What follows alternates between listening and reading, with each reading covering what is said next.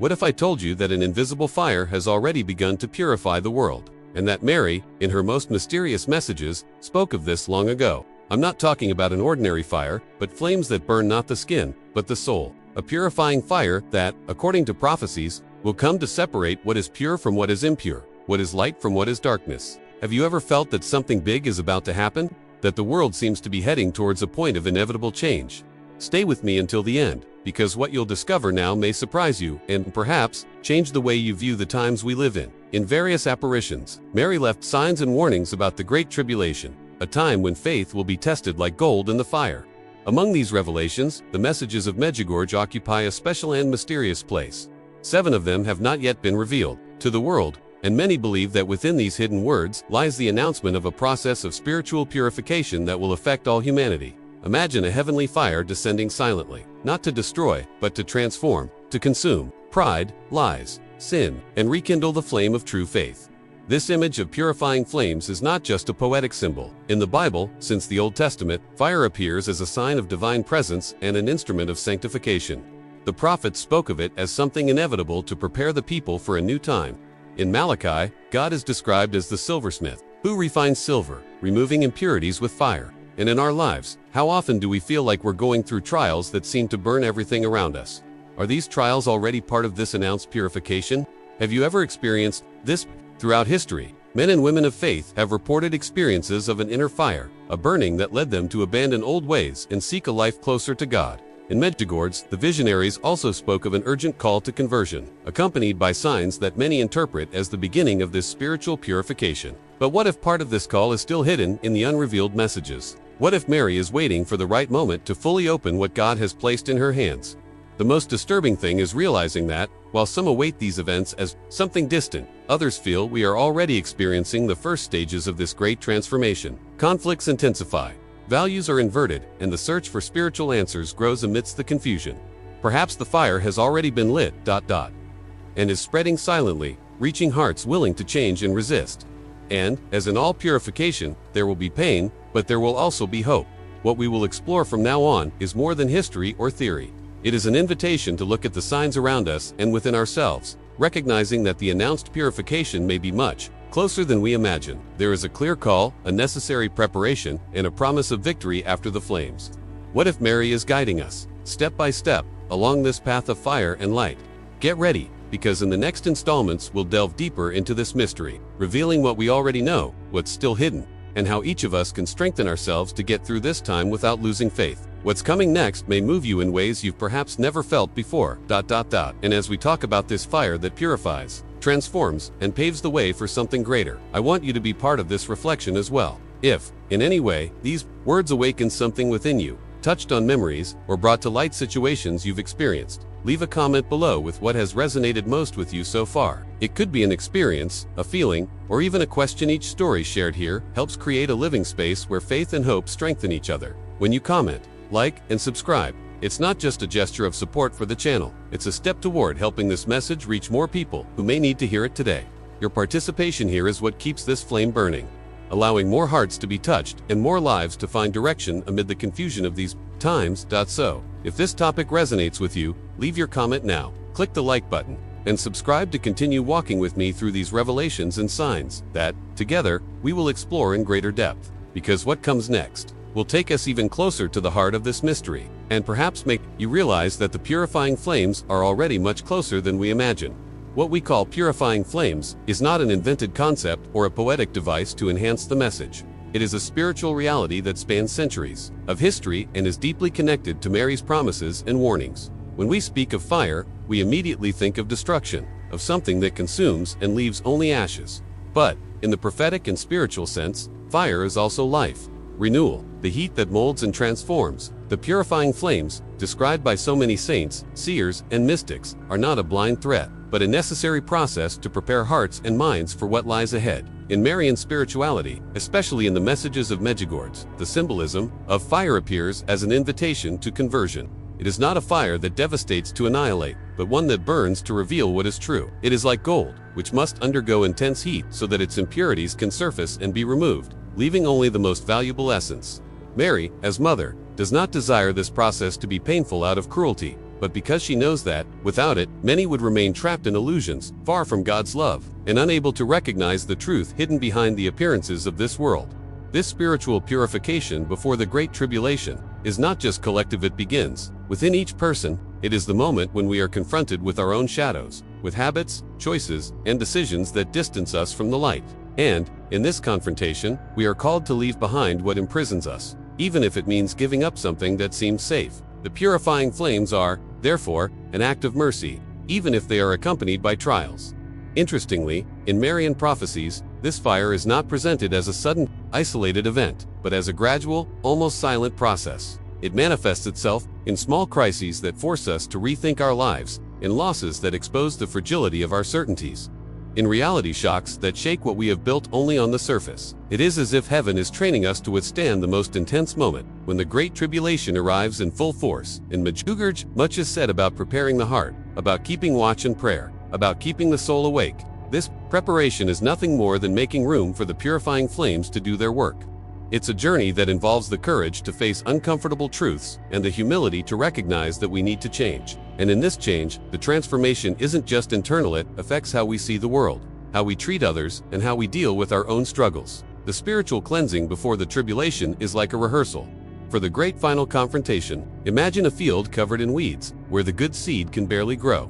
The fire, in this case, is the harsh but necessary gardener, removing everything that prevents life from flourishing. At first, the scene seems sad, as everything turns to ash, but over time, the soil becomes fertile and ready to receive a new crop. The same is true of the human soul. We must allow this fire to consume what is barren, so that what is eternal can grow strongly. Now I want to delve even deeper into this topic, because when we understand that these flames don't just come from outside, but are often lit within us, we realize that purification is both a calling and a choice. We can resist it, trying to extinguish the sparks with distractions, justifications, or clinging to old ways of living. Or we can allow them to do the work they were sent to do, to liberate, restore, and prepare. When we look at the prophecies, we see that this fire is also connected to a larger alignment, something that involves heaven and earth, the history of humanity, and the destiny of each individual. It's as if there's an invisible thread connecting each small act of personal purification to a grand plan that is still unfolding. And this is where our mindset shifts. We begin to see trials no longer as injustices, but as tools of a greater purpose. If we understand this, we begin to live more consciously, making decisions not just on impulse, but guided by discernment. That comes from God. And this change is not only spiritual, but also practical. It changes our way of speaking, acting, and choosing where to place our energy. Because, in the end, purification is not a punishment, but a gift, the gift of being ready for what is to come. With a clean heart and unshakable faith. Come it. This makes sense to me. Medjugorje is one of those places that, at first glance, seems like just another lost dot on the map, but which carries behind the scenes a story capable of completely changing the way we understand the spiritual world. Since 1981, a small village in Bosnia and Herzegovina has become the stage for one of the most enduring and impactful phenomena in recent history, Marian apparitions that, according to the visionaries, continue to occur to this day. And these are not just visual encounters or simple messages. We are talking about a set of revelations that shake the minds of those who hear them and that carry hidden between their lines the promise of a time of purification that will affect all of humanity. 6 people, then young, claimed to have seen Mary and received profound messages from her, some of which were meant to be shared immediately. But there are also those that remain hidden, as if they were keys to a specific moment in history, waiting for the right time to be delivered. These are the so-called 7 unrevealed messages, a mystery that intrigues believers, scholars, and even skeptics. Most intriguing is that, according to the visionaries, when this content is finally made public, important and irreversible events will begin. Within this mystery, the theme of purifying flames finds its place. Many scholars and devotees perceive subtle connections between the messages already shared and the idea of a fire sent by God, not to punish, but to transform. It is no coincidence that, on several occasions, Mary insisted on the urgent need for conversion, prayer, and fasting, preparing hearts for a period that will require unwavering faith. When it comes to spiritual purification before the Great Tribulation, Medjugorje becomes a kind of Bikona reference point that reminds us that heaven not only observes, but also intervenes and guides. The silence surrounding these 7 messages isn't empty, it's dense, charged with expectation. It's like when you sense something is about to happen, even without knowing exactly what. This spiritual tension creates a profound impact on those who closely follow the phenomenon, as each word revealed by the apparitions seems to carry more layers than the superficial eye can grasp. Some say that some of the hidden content may reveal details about the global purification process, and this includes the action of this symbolic and spiritual fire that we're already beginning to sense. Now I want to delve even deeper into this subject, because when we look at the seers' trajectories, we realize that they are not distant or inaccessible figures. They are people who, at the initial moment of the apparitions, led ordinary lives with normal concerns and routines. Suddenly, they were faced with an experience that changed the course of their decisions, demanding courage to carry messages that could divide opinions and even provoke persecution. This personal transformation is, in itself, a reflection of what the purifying flames represent, leaving behind what is comfortable to embrace a truth that may be costly, but that liberates. And when we analyze the already known messages, we see a pattern that is not random. There is a construction, an almost pedagogical sequence, in which Mary seems to gradually prepare the world to receive the final content. It is as if each revelation were a piece of a puzzle that, when completed, will reveal an image we cannot see today. And herein lies the hidden truth that few perceive. Perhaps the purification has already begun, subtly, in the minds and hearts of those who accept this preparation and allow it to influence their daily choices. This perspective changes everything, because it makes us understand that we are not just waiting for a future event, but living a present process. Purification will not be just a moment marked on the calendar, but an ongoing journey in which every thought, every action, and every decision counts. And this is where the symbolism of the flames fits perfectly. They don't suddenly appear at their maximum intensity, but begin as a discrete ember that, if fed, grows until it completely transforms the environment around it. When we think this way, anxiety about what is still hidden gives way to responsibility for what has already been revealed. And the most surprising thing is to realize that, by living according to these already known instructions, we can not only be preparing for what is to come, but also accelerating our own inner purification. The impact of this is enormous, because it removes the expectation of something distant and places urgency in the present. Right there.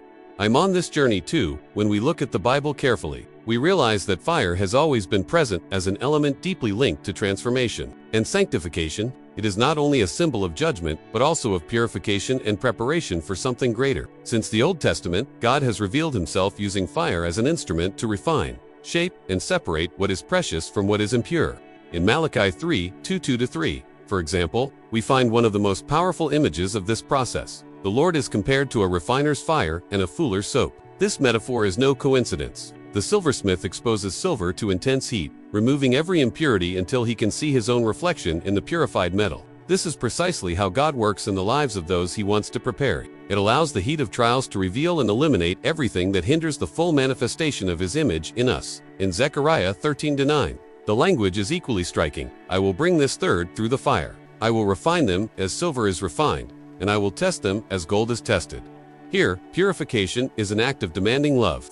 It's not just about eliminating what is wrong, but about strengthening what is true and unshakable. It's as if God is saying, I want you to endure, to shine, to be solid as gold that can withstand any test. This imagery connects strikingly with the concept of the purifying flames. We have been exploring a fire that doesn't destroy, but prepares, transforms, and confirms the identity of those who remain faithful. In the New Testament, 1 Peter 1-7 reinforces this idea, showing that faith, more precious than gold, is also tested by fire, so that it may be found to bring praise, honor, and glory at the revelation of Jesus Christ. In other words, the test is not an accident along the way. It is part of the plan, a means of revealing the authenticity of our faith. This truth changes our mindset. What we once saw as an obstacle, we now understand as an opportunity for spiritual growth. The fire is not the end. It is the process that leads us to the ultimate goal, full communion with God. Now I want to delve even deeper into this subject, because these passages are not isolated. They form a divine pattern that runs through all of Scripture. Whenever God wanted to prepare his people for something great, there was a period of testing, of heat, of refinement. In Exodus, the Lord himself manifested himself to Moses in a burning bush that burned without being consumed, a clear sign that his presence is a fire that does not destroy, but sustains. In the book of Isaiah, we see the prophet's call marked by the touch of a live coal to his lips, purifying him for the mission ahead. These are moments when fire is not an enemy, but a confirmation of the calling. This same logic applies to the present time. If the messages of Medjugorje and other Marian apparitions point to a period of spiritual purification before the Great Tribulation, this is not something new or unprecedented. It is the continuation of a pattern that God has already revealed countless times. The impact lies in realizing that, when we encounter difficulties, we are, in fact, at the center of a process that has biblical support and an eternal purpose. This removes the fatalistic view of trials and instills a constructive sense in them. What's more, fire, from a biblical perspective, is also light and a guide. During their journey through the desert, the people of Israel were led by a pillar of fire at night. This means that the same element that purifies also guides the path.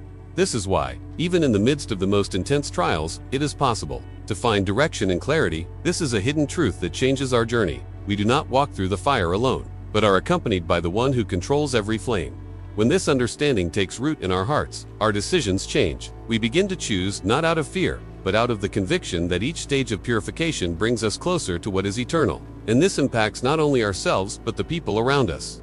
Because a refined heart becomes a beacon for those still lost in the darkness. Comment: this makes sense to me. Among the well-known messages of Medjugorje, there is a common thread that, for those who observe carefully, reveals something intriguing. The constant presence of references to a transformation that begins from within, as if driven by a silent and irresistible force. Many call it the invisible fire. It's not a term that appears literally in every message, but the symbolism is there, imbued in Mary's words that speak of conversion, renewal, and an urgent call to prayer.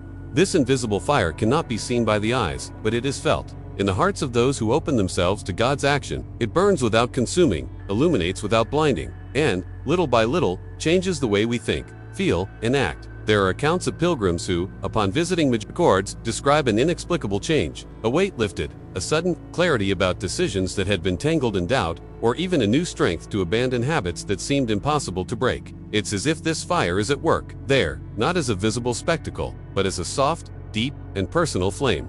For some, the experience is immediate, almost like a sudden awakening. For others, it's a slow process, unfolding over days, weeks, even months, but in all cases, there's a real impact, a lasting mark. In her own messages, Mary repeatedly speaks of the need to purify the heart, eliminate everything that hinders grace, and kindle the flame of faith. These are expressions that, for those seeking to understand the hidden truth behind them, directly refer to the concept of this invisible fire. Purification, in this context, is not a cataclysmic event that arrives suddenly, but an ongoing process, fueled by daily choices and sustained by a mindset willing to be shaped by God. What's fascinating is how this concept connects with the biblical tradition we've already explored. Just as gold is refined in fire, the soul is refined by these spiritual flames that we don't see, but feel. It's as if Mary is saying, don't wait for the great sign to begin preparing, because the purification has already begun and is happening now, in the silence of your daily decisions. This is a revelation that completely changes the way we approach life, because it takes us out of passivity and places us as active participants in the divine plan. Now I want to delve even deeper into this subject, because, if we look closely, we'll see that this invisible fire is not only a symbol of spiritual cleansing, but also a sign that we are living in a unique time in history. It manifests itself in the restlessness many feel in the face of the emptiness of worldly promises, in the sudden search for meaning, in the desire to begin again in a truer way. It's as if heaven itself is blowing on the embers of our soul, awakening something that had been dormant. In several Medjugorje messages, Mary urges her children to pray with the heart and open themselves completely to the Holy Spirit. These expressions carry a depth that goes beyond a simple religious act. Praying with the heart means allowing prayer to warm every part of our lives, even those we prefer to keep hidden. It is in this intimate contact that the invisible fire intensifies, burning away fear, guilt, and unbelief, and leaving room for the light. And here comes a point that many overlook. This invisible fire acts not only individually, but also collectively. Entire communities report significant changes after uniting in prayer and penance inspired by Marian messages. It's as if a different spiritual atmosphere is formed, creating a fertile ground for miracles, reconciliations, and profound life changes. This is one of the clearest signs that the purification Mary announces is not only personal, but global. If we think about it, perhaps the greatest mystery is precisely this: the fact that something so profound can happen without attracting attention, without headlines, without signs visible to the human eye. It's the opposite of what the world expects. While many await dramatic events, God is acting in the details, in silence, in secret, and Mary, as Mother, invites us to perceive these subtle movements before they become evident to everyone. Comment there. I perceive this invisible fire when we speak of the purification of the Great Tribulation. We are not merely describing a scenario of external and visible events, but a process that will reach the deepest roots of humanity. This time, according to many accounts and interpretations of prophecy, will be marked by a shaking of the structures we currently consider solid. Not only political or economic structures, but also and, most importantly, the spiritual and moral foundations that sustain life and society. It is as if a veil were torn, clearly exposing what was previously disguised. What was hidden will come to light, and each person will be confronted with the truth about who they truly are and whom they truly trust. Spiritual crises will be inevitable, because the purifying fire will not be something distant, reserved only for a few. It will cross borders, cultures, and religions, reaching the depths of every heart. Many will feel as if all the answers that once seemed sufficient no longer serve. This sense of disorientation will be, for some, a cause for despair, but for others it will be the gateway to a new understanding, an opportunity to turn to God in a more sincere and definitive way. The impact of this will be profound, for these will not be light or superficial choices, but decisions that will have eternal weight. The collapse of values will also be part of this scenario. What is currently considered normal and acceptable will be challenged. Ideologies, fads, and patterns of behavior that seem solid will begin to crumble, and with them will come the revelation of how fragile the foundations on which we built our lives were. It will be like watching a sandcastle being washed away by the waves, beautiful on the outside, but incapable of withstanding the rising tide. And here's the part few understand. This collapse will not only be a sign of destruction, but of liberation. When the false falls, the true can manifest. In this context, the awakening of true faith will be like a flash of light in the night. People who previously lived on the edge of disbelief or trapped in a mechanical religiosity will begin to experience something alive and vibrant. It won't just be a change in belief, but in mindset and attitude toward life. Many will realize that faith is not a prop for calm times, but the foundation on which one can stand when everything else falls apart. It is this faith tested, and strengthened that will be able to pass through the purifying flames without being consumed. Now I want to delve even deeper into this subject, because the purification in the Great Tribulation will not be the same for everyone. For some, it will be an internal, silent process, almost invisible to outsiders, but with radical transformations taking place in the heart. For others, it will be an intense experience, marked by losses, ruptures, and challenges that will require daily courage to move forward. In both cases, there will be a clear invitation to burn away everything superfluous and remain only with what is eternal. And in this scenario, we will see a growing contrast. While some will resist, trying to cling to what no longer exists, others will become light to those around them. This light will not come from human effort, but from the process of purification itself, which, by removing impurities, will allow God's presence to shine more brightly. This will have a real and immediate impact, because in times of crisis, people naturally seek out those who convey true hope. The world at that time will be like a field being plowed. The soil will be turned, the shallow roots torn out, and the ground prepared to receive new seeds. This work is hard and often painful, but it is absolutely necessary. The Great Tribulation will be this period of intense preparation, where every decision will count. It will be the time to reveal not only who we are, but who we aspire to be when the dust settles and the new dawn arrives. Right there, I'm on this journey to suffering. Though one of the experiences most avoided by human nature, carries within it a transformative potential that few other things possess. In Marian teachings, it is often compared to a fire that, far from being useless or cruel, has the function of purifying the soul and making it stronger. It is a kind of heat that comes not to destroy, but to mold, to sculpt in us what could not be formed otherwise. Mary reminds us, in several messages, that trials are not arbitrary punishments, but opportunities for growth. Occasions in which we are invited to surrender our frailties to God and allow Him to renew us from them.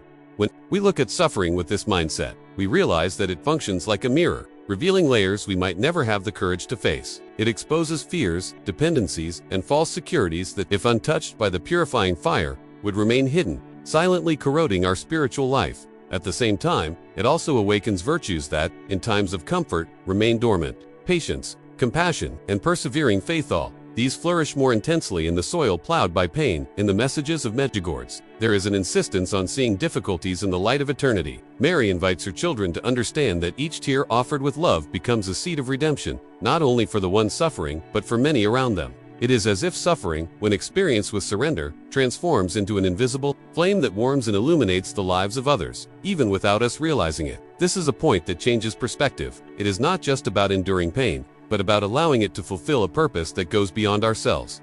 Now I want to delve even deeper into this subject, because suffering, when accepted with faith, creates an intimate connection between the creature and the Creator. It's as if, in the most difficult hours, heaven draws near in a more tangible way. Not to eliminate the trial, but to be present within it. This is the mystery so many people testify to, the paradoxical sensation of experiencing peace in the midst of the storm. This peace is not the absence of pain, but the presence of a greater meaning that sustains each step. There is also an aspect of revelation in this process. Pain, when illuminated by faith, shows us truths we would not be able to see in times of tranquility. Many profound conversions have been born from a moment of crisis. Many missions have begun to be fulfilled after a loss. Many hearts have turned to God because the fire of suffering burned away everything superficial. The impact of this is that, after going through this process, we are rarely the same again. There is a spiritual maturity, a clarity about what truly matters, that begins to guide our decisions. Mary teaches that suffering, experienced in union with God, is one of the most direct paths to holiness, not because we should seek pain for its own sake, but because, when it arrives, we can transform it into an instrument of love and purification. It is in this sense that it becomes a flame. It burns what is useless, warms what is good, and illuminates what is true. This understanding does not eliminate the weight of the cross, but it completely changes the way we carry it. Right there, this makes sense to me. If we pay attention to what's happening around us, we'll realize that perhaps the purification is no longer a distant event on the horizon, but something that has already quietly begun to shape the world. It's like a breeze before a storm. Doesn't cause immediate fear, but brings with it a sense of inevitable change. In recent years, we've seen a considerable increase in persecution of faith, not only in places where there has historically been resistance to Christianity, but also in societies that previously considered themselves neutral or even protective of religious freedom. Hostility, once veiled, is now more explicit, and people of faith are forced to defend their principles in environments that, until recently, seemed safe. This, according to many prophecy scholars, is one of the clearest signs that the purification is already underway. Another aspect we cannot ignore is the fragmentation within families themselves. Deep divisions arise, not only due to material or coexistence issues, but also due to ideological and spiritual differences that seem to intensify every day. Homes once united by tradition, affection, and faith now find themselves fragmented, with members following completely opposite paths and, in some cases, hostile to one another. This type of division is not only a social phenomenon, but also a spiritual reflection, as if the very fabric of human relationships were being tested, revealing where the root of true loyalty and love lies. And then there are the signs in the sky phenomena that draw the attention not only of religious people, but also of scientists and keen observers. From unusual lights to rare celestial alignments, many see these events as reminders that something greater is at work, something beyond purely technical explanation. In several Marian messages, Mary points to heaven as an open book that, we know how to read it, reveals that we are entering decisive times. This is an invitation to lift our eyes and realize that not everything is coincidence. Now I want to delve even deeper into this topic, because if we connect these dots, we'll see that they're not just isolated events, but parts of the same storyline. The rise and persecution of faith prepares hearts for fidelity amid pressure. Family divisions expose where faith is truly solid and where it was supported only by superficial tradition. And the signs in the sky remind us that there's a much broader spiritual dimension than what we typically perceive in everyday life. All of this acts as a silent but persistent call for us to take a stand. The impact of these signs isn't just external. They also provoke internal movement. When we're confronted with instability around us, we're forced to evaluate our own priorities, re-examine what we hold as truth, and make decisions that will shape our journey going forward. This is precisely what makes these signs so important. They come not just to warn, but to provoke action, transformation, and realignment. The most intriguing thing is that, for many, these events still go unnoticed or are dismissed as mere coincidences. However, for those who are attentive and spiritually awake, there is a growing clarity that we are going through a period of spiritual triage, where every action, every choice, and every silence counts. This realization brings a sense of urgency, not to act out of fear, but to live with purpose, knowing that each step now carries greater weight than before. Right there, I'm on this journey to when we speak of prophecies related to purification. It's easy for many to focus only on the most dramatic elements: destruction, collapse, extraordinary signs. But those who truly delve into Mary's messages perceive something much deeper.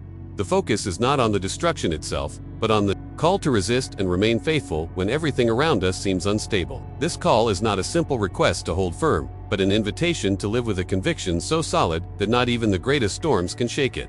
Mary, as mother, does not limit herself to announcing difficulties. She points the way to navigate them, standing tall, with dignity and faith. Resisting, in this context, isn't about standing still and waiting for the storm to pass. It's an active act of decision and positioning. It's choosing, every day, to follow the light even when the darkness seems deepest. It's keeping your heart turned to God when everything around you screams for you to give up. And here's a mindset-changing detail. Resisting doesn't just mean protecting yourself, but also protecting others, being a point of support for those who don't yet have deep roots in faith. Conversion is an essential part of this process. Mary insists on this because she knows that external resistance is impossible if internal transformation doesn't happen first. True strength comes from a heart that has already been purified, that has gone through the fire of difficult decisions and chosen to remain steadfast. Conversion is not an isolated moment, but an ongoing journey of realignment, where what we think, say, and do aligns with who God calls us to be. It's like tuning an instrument. Each adjustment makes the sound purer, and in the end, the melody becomes unmistakable. Now I want to delve even deeper into this subject, because remaining faithful isn't something that happens by chance. It's the result of preparation, conscious choices, and often silent sacrifices that no one sees. It's understanding that faith isn't strengthened only in moments of celebration, but especially in those moments when there seems to be no visible reason to believe. It's in these moments that faithfulness proves true. Strengthening faith is like strengthening a muscle. It requires training, repetition, and resistance to discomfort. Mary guides us to train our spirit with constant prayer, reading scripture, fasting, and works of charity. These practices are not just religious rituals, but tools for maintaining clarity in times of confusion, so as not to be led astray by distorted messages or facile promises. Because, in the end, resistance isn't just against something external, but against everything that might distract us from our purpose. And this is the key point. Prophecy doesn't come to paralyze us with fear, but to propel us to live more intentionally. It's a warning that carries hope, because it shows that, even in the darkest moments, there is a safe path through. Destruction, if it comes, won't be the final chapter. It will merely be the stage where fidelity and perseverance become even more evident and powerful. Comment. This makes sense to me when we talk about enduring and remaining faithful. We inevitably come to the point of understanding that no one gets through times of trial with willpower alone. True fidelity needs to be sustained by spiritual weapons that strengthen the soul, clarify the mind, and keep the heart aligned with truth. Mary, in her messages, leaves no doubt about this. There are concrete practices that function as shields and swords in this spiritual combat, and it is no coincidence that she repeatedly calls her children to fasting, prayer, confession, and adoration. Fasting, for example, is not just a discipline of physical deprivation. It is a profound act of surrender and self-mastery, a gesture that says, "My spirit is stronger than my impulses." By fasting, we make room for the Holy Spirit to speak louder, and we also train ourselves to renounce what is fleeting in favor of what is eternal. It's not just about giving up food, but about changing our mindset, realizing that each renunciation, when done with love, is a seed planted in the soil of eternity. Prayer is the breath of the soul. Without it, even the most solid faith begins to weaken. And here we are not talking about mere words, repeated mechanically, but about a living, sincere, and constant conversation with God. It is in prayer that we find direction, strength, and comfort. It is where we lay down our fears and receive the courage to carry on. Mary urges us to pray with our hearts, because it is at this deep level that true transformation occurs, and it is there that we become most sensitive to divine inspirations, even in the midst of chaos. Now I want to delve even deeper into this subject, because confession, often neglected, is one of the most powerful weapons against the spiritual enemy. By confessing our sins, we break the chains that bind us, dismantle the traps the adversary has set, and regain inner freedom. It is an act of humility that, at the same time, equips us with renewed strength. Confession is not just a psychological relief, but a spiritual restoration that places us back at the center of God's will. Worship, in turn, is the culmination of this spiritual battle. When we worship, we place ourselves before the living presence of God and recognize that He is the center of everything. It is in this place that our worries diminish and our faith grows, because worship changes our perspective. We stop looking at the size of the storm and begin to look at the greatness of the one who is above all things. Worship is not an escape from reality, but an immersion in the deepest and truest reality. These spiritual weapons don't work in isolation. They reinforce each other and create a circle of protection and strength that keeps us strong even when everything around us collapses. Fasting without prayer becomes just a diet. Prayer without confession can become superficial. Confession without worship loses focus on God's love and greatness. It is in the integration of these practices that we find the balance and strength necessary to go through any purification without losing faith, without giving in to pressure, and without giving up our essence. Comment. This makes sense to me. After the fire has fulfilled its purpose, what remains is not destruction, but a stage prepared for something completely new. Mary's messages always carry this promise. Purification is not the end, but the beginning of a reality where peace and renewal become palpable. The Immaculate Heart of Mary, so often mentioned in prophecies, triumphs not only in a symbolic sense, but as a concrete victory over all that corrupts, divides, and weakens humanity. It is the promise of a time when wounds will be healed, chains will be broken, and God's love will reign without barriers. This victory will not be merely an isolated moment in history, but a transformed state of life. Imagine a world where distrust gives way to trust, where envy is replaced by gratitude, and where blind competition gives way to sincere cooperation. It is not utopia. It is the natural reflection of hearts that have passed through the fire and emerged purified. The peace that will come will not be fragile or dependent on circumstances, but solid, because it will have been built on truth. Now I want to delve even deeper into this subject, because this triumph isn't just an external event that one day will happen. It begins within each person willing to let themselves be shaped. Every time we forgive when it would be easier to hold a grudge, every time we choose truth over convenience, every time we prefer to love rather than condemn, we are allowing the Immaculate Heart to advance and establish its reign within us. This silent and constant process is what prepares the ground for the promise to be fulfilled on a grand scale. Marian prophecies show that after purification, there will be a period of grace in which humanity will have the opportunity to begin anew. It will be like dawn after a long, dense night. The air is lighter, the horizon is clearer, and the heart is more open to what truly matters. It will not be a time without challenges, but it will be a time when faith will no longer be a distant concept, but rather the foundation of all decisions and relationships. The triumph of the Immaculate Heart also represents the restoration of lost harmony. It is as if each broken piece of history were put back in its place, but now stronger and more beautiful than before. And this is the great impact. What seemed irreversibly lost will be returned, not in its former state, but elevated to a level of fullness we have never experienced. This is the kind of victory that is imposed not by force, but by love, that does not humiliate those who resist it, but invites even them to enter this new reality.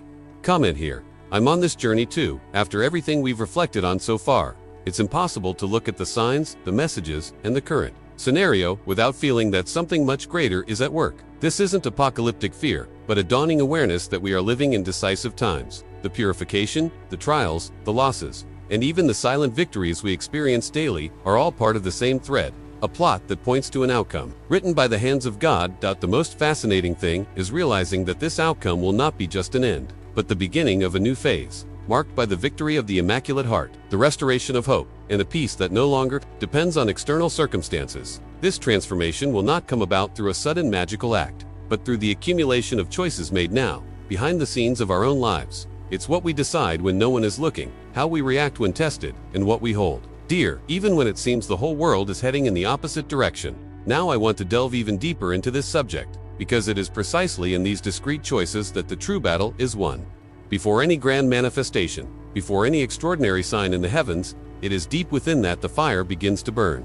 It is in the silence of our prayers, in our secret renunciations, in the courage to speak the truth when it would be easier to remain silent. It is these invisible decisions that shape who we will truly be when the flames are before us. And here's a hidden truth that few realize. Going through purification isn't just about enduring the fire, but allowing it to transform us without hardening us. It's about keeping our faith alive and our hearts sensitive, even when circumstances try to make us give up. It's about letting the light burn away the shadows, but without losing the capacity to love. This is the most profound preparation we can make, not just to survive, but to come out the other side more whole, more steadfast, and closer to God. Therefore, each word of Mary is not a mere warning, but a direct invitation to action, not to rush or despair, but to the serene vigilance of someone who knows they are preparing for something great. With each sincere prayer, each act of charity, each decision made based on truth and not convenience, we are taking a step forward on this journey. And the further we walk, the more we understand that the promised triumph is not a distant reward, but a reality beginning to be built within us, here and now. The flames are already lit. The question is, are you ready to walk through them with faith? If this message touched your heart, share what touched you most in the comments. Your participation helps spread this word and strengthen this community of faith. Like this video and subscribe to receive more revelations and messages that will prepare your spirit for what's to come. If you've made it this far, it's because this message has found a place in your heart, and that makes me very happy. So, if this content resonated with you and helped you see something differently, take the opportunity to subscribe to the channel. That way we can continue this journey together, and you won't miss the next reflections that can further strengthen your faith. Also, leave a comment with the phrase, "I'm with you until the end," so I know you were there until the very last second and walked with me through this entire journey today. And, of course, leave a like, because that helps keep the connection we've built here alive. There's a video right here that complements this topic, and will delve even deeper into what we discussed. Click through and follow me there.